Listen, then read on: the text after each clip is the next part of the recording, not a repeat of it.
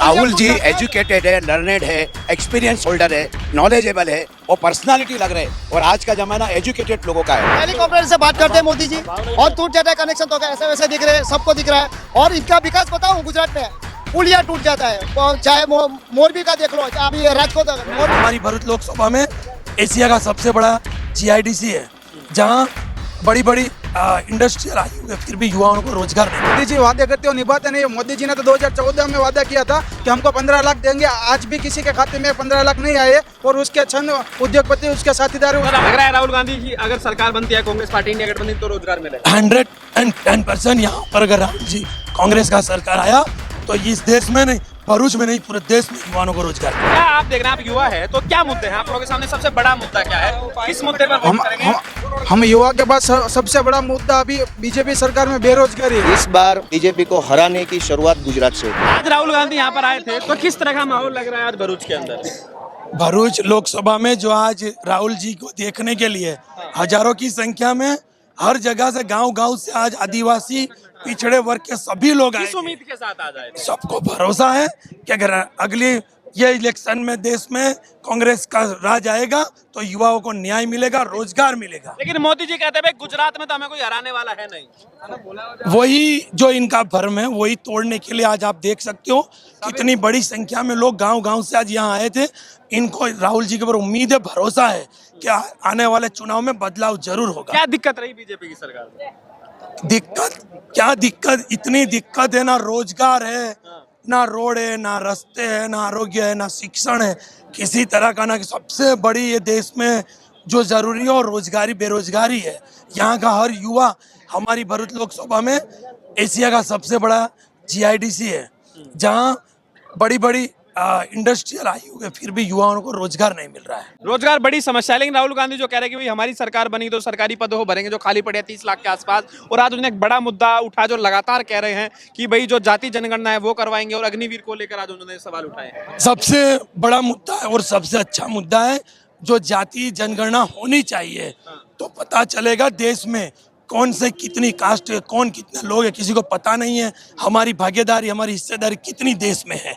राहुल जी जो बात लेकर निकले हैं इस बार, मुझे और यहाँ की पूरी जनता को भरोसा है कि बदलाव जरूर होगा और आने वाले चुनाव में इस देश में कांग्रेस का अग्निवीर मुद्दा है। अग्निवीर मुद्दा देखो, आप देख रहे हो ना कितने लोग भटक रहे हैं, सबसे बड़ा मुद्दा है। लेकिन हमारी जो लोकसभा है यहाँ सबसे बड़ा मुद्दा बेरोजगारी है। लग रहा है राहुल गांधी की अगर सरकार बनती है कांग्रेस पार्टी इंडिया गठबंधन तो रोजगार मिलेगा 110% यहाँ पर अगर राहुल जी कांग्रेस का सरकार आया तो इस देश में नहीं, भरूच में नहीं, पूरे देश में युवाओं को रोजगार लेकिन मिलेगा। क्या लग रहा है अगर राहुल गांधी अभी यहाँ से गुजर के जा रहे हैं, कुछ दिनों बाद मोदी जी आएंगे, रैली होगी, तो उससे ऐसा तो नहीं ऐसा पलट जाएगा मामला? वो कहते हैं जहाँ मोदी जाता है फिर तो माहौल बन जाता है। नहीं बनता नहीं है ना। जहाँ भी बीजेपी का जो भी मीटिंग होती है, वो भीड़ जो होती है ना, जो गवर्नमेंट की इनकी सरकारी जो एजेंसियां है उनको लगाते हैं। जैसे महिलाओं को है, मामलेदार को बोलते हैं, टीडीओ को बोलते हैं, डिस्ट्रिक्ट प्रेसिडेंट होते हैं, जो जिला पंचायत है, इन सारों लोगों को बोलते हैं और उनके पास भीड़ इकट्ठी करवाते हैं। 24 में लग रहा है मुद्दा इस बार 24 के चुनाव में राहुल गांधी के आने से प्रभाव पड़ा है? दौड़ेगा।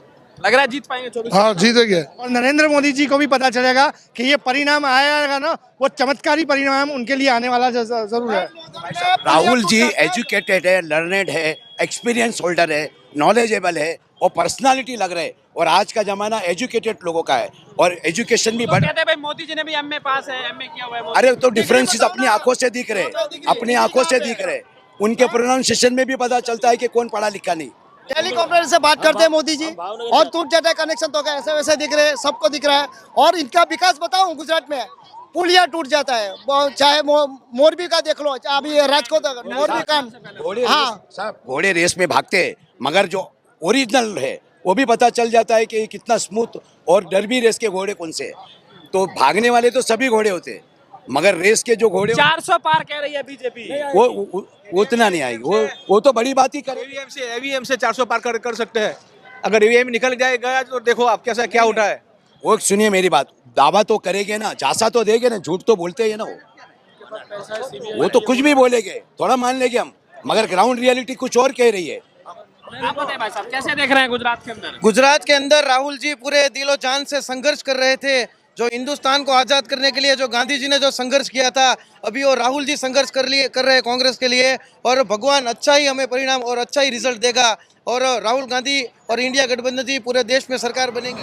आज राहुल गांधी आए थे, तो किस तरह से आप देख रहे हैं आज इंडिया गठबंधन के आम आदमी पार्टी के कार्यकर्ता भी थे, तो क्या लग रहा है 24 में बदलाव आ पाएगा? आप खुद ही देख पाए होंगे कि कितना मिलजुल कर इंडिया गठबंधन एक साथ जुड़े थे और ऐतिहासिक जनमेदनी इकट्ठी हुई थी। शायद भरूच के इतिहास में पहली बार किसी नेता का ऐसा भव्य स्वागत हुआ होगा। उससे साबित हो जाता है कि 2024 में बहुत अच्छी तरह से अच्छी लीड से भरूच में भी जीतेंगे और इंडिया गठबंधन सरकार भी बनाएंगे 24 में। आप कह रहे हैं कि सरकार बन जाएगी? जी पक्का। लेकिन क्या आप देखना, आप युवा है, तो क्या मुद्दे हैं आप लोगों के सामने? सबसे बड़ा मुद्दा क्या है? किस मुद्दे पर वोट करेंगे? हम युवा के पास सबसे बड़ा मुद्दा अभी बीजेपी सरकार में बेरोजगारी है। बेरोजगारी बहुत है। ने वादा किया कि भाई हम 30 लाख रोजगार देंगे, जो जी। सरकारी पद है उनको भरेंगे। जी। ये तो वादा तो सारी पार्टियां करती हैं, आपको भरोसा है राहुल गांधी? हमको भरोसा, सब युवाओं को भरोसा था। कांग्रेस पार्टी जो वादे देती है वो निभाती भी है। और आप अलग अलग स्टेट्स में तो मोदी जी ने भी किया था, चुनाव से पहले सभी करते हैं। मोदी जी वादे करते हो निभाते नहीं। मोदी जी ने तो 2014 में वादा किया था कि हमको 15 लाख देंगे। आज भी किसी के खाते में 15 लाख नहीं आए और उसके छन उद्योगपति उसके साथीदार तो राहुल गांधी पे भरोसा है? हाँ पूरा भरोसा है। तो यहाँ पे आज आप लोग आए हैं, कैसे देख रहे हैं इस बार?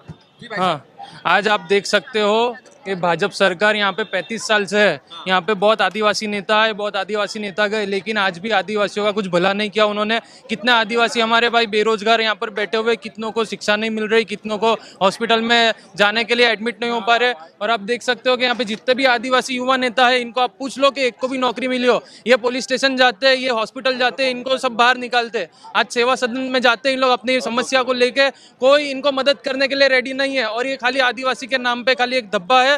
और आज आप देख सकते हो कि 15 लाख आपको देने वाले थे 2014 के टाइम पे। अमित शाह जी ने बताया था जुमला है, अब आप भी उसकी का याद किए बैठे हैं तब से। जुमला है, वो बात बराबर है, लेकिन इनकी राजनीति आप समझिए, हिंदू मुसलमान के नाम पे राजनीति। और आप मुझे बता दीजिए कि 10 साल में इन्होंने कौन सा विकास किया है? आज की डेट में इन्होंने कौन सा विकास किया, आप मुझे बता। तो राहुल गांधी पे भरोसा है? राहुल गांधी पे हमको पूरा भरोसा है। मेरे हिसाब से एक ही बंदा सही है, जो है राहुल गांधी।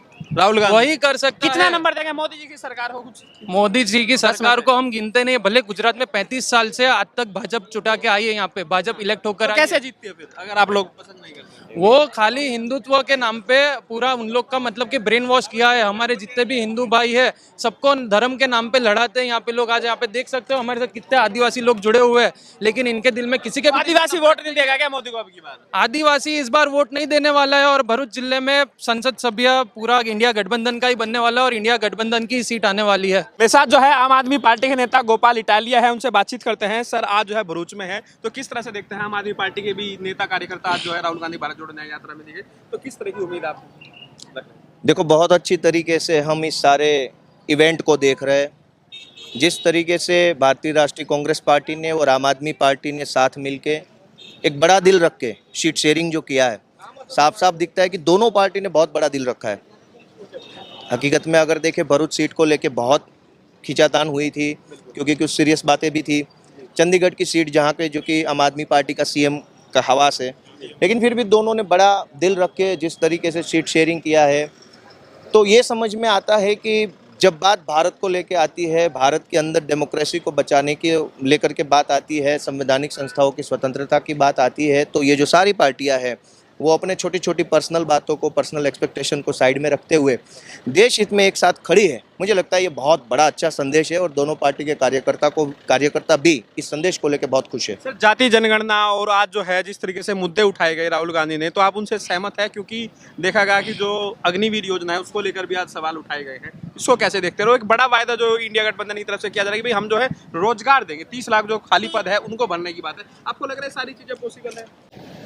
देखो, अगर अमित शाह के बेटे को, जो जीवन में कभी क्रिकेट नहीं खेला, उसको अगर बीसीसीआई का सेक्रेटरी बन सकता है, तो ग्रेजुएट आदमी छोटी सी नौकरी क्यों नहीं पा सकता?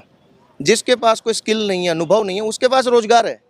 तो जिसके पास डिग्री है, असल वाली डिग्री है, जिसके पास नॉलेज है, उसको रोजगार क्यों नहीं मिलना चाहिए? तो इंडिया का जो ये रोजगार की बात है वो बहुत सही है, इसमें गलत कुछ नहीं है। रोजगार तो, अगर रोजगार नहीं रहेगा देश के लोगों के हाथ में, तो कैसे हम वो कहने वाला वो विश्व गुरु बन जाएंगे जो बनाना चाहते हैं बीजेपी वाले? और जाति जनगणना, अगर भेड़ बकरियों की गिनती होती है, अगर ये हमारे यहाँ गिर का जंगल है, लायन रहते हैं, सिंह बोलते हैं, सिंह का गिनती होता है, गधों का भी गिनती होता है, आदमी का क्यों नहीं होगा? भाई इस देश में कितने कुल लोग हैं, उसमें से कौन से कल्चर से कौन जुड़ा हुआ है, किस जाति समाज से कौन जुड़ा हुआ है, उसकी सोशल इकोनॉमिकल कंडीशन क्या है, ये समझने के लिए गणना क्यों नहीं होना चाहिए? इसमें गलत क्या है? आखिरी सवाल है सर, कैसे आप देख रहे हैं, क्योंकि सामने जो लड़ाई है वो बीजेपी से है, मोदी जी से, अमित शाह से, और कुछ लोग तो चाणक्य कहते हैं और अमित शाह कहते हैं चुनाव जिताने ही मशीन है, तो उनको टक्कर कैसे? अरे भाई अभी अभी इस चाणक्य का पसीना निकाल दिया, 5 विधायक आम आदमी पार्टी ने इसी गुजरात में जीता है। बड़े चाणक्य होते तो रोक लेते, हमको इधर भी जीतने से जीरो कर देते। चाणक्य को 3 बार दिल्ली में हराया अरविंद केजरीवाल ने, कौन सा चाणक्य? अभी पंजाब में हराया, कितनी सीटें? अभी 2 डिक्लेयर हुई है, 2 डिक्लेयर हुई है तो 2 अभी जीत रहे हैं। जैसे आगे की डिक्लेयर होगी प्रेडिक्शन कर पाएंगे, विदाउट कैंडिडेट तो प्रेडिक्शन करना थोड़ा, तो अभी तो 2 कम कर। इंडिया गठबंधन मजबूत है गुजरात के अंदर? मजबूत क्या, अब मैं बताता हूँ, यहाँ 6 बार से एमपी रहे मनसुख वसावा, इस बार इसका टिकट कटने वाला था, लेकिन जैसे इंडिया का कैंडिडेट आ गया मजबूत चैत्र वसावा, मजबूरी में देना पड़ा उनको टिकट। ये हमारी मजबूती है, वरना वो काट देते टिकट। 6 बार का तो ऑलरेडी हो गया, काम तो कुछ किया नहीं। भावनगर में हमारा इंडिया का कैंडिडेट डिक्लेयर हो चुका है, उमेश मकवाना, वो केंद्र सरकार के मंत्री मनसुख वसावा, वहाँ से वो नेटिव है उनका, वहाँ से लड़ने वाले थे, लेकिन जैसे हमारा कैंडिडेट गया तो भाग गए दूसरी लोकसभा। हम यहाँ सिर्फ मजबूत नहीं है, इस बार बीजेपी को हराने की शुरुआत गुजरात से होगी। Thank you.